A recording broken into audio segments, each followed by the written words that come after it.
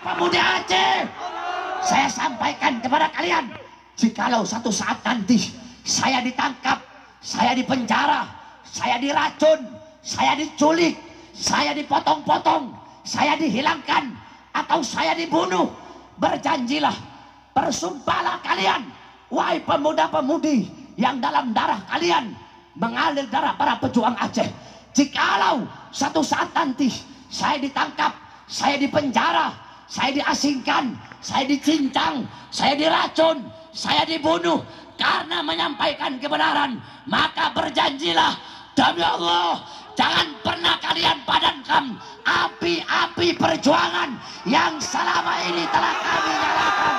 Allahu Akbar, Allahu Akbar, Allahu Akbar.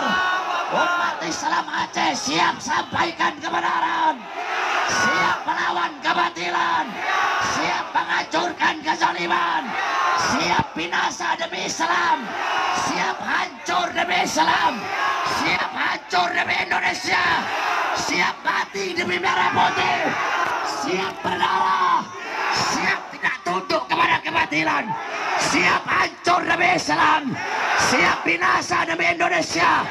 Allahu Akbar, Allahu Akbar, Allahu Akbar. Hidup Islam, hidup Islam. Indonesia merdeka, merdeka, merdeka. Hidup Aceh Nanggrosalam, hidup Aceh, hidup Aceh. Allahu Akbar, Allahu Akbar, Allahu Akbar.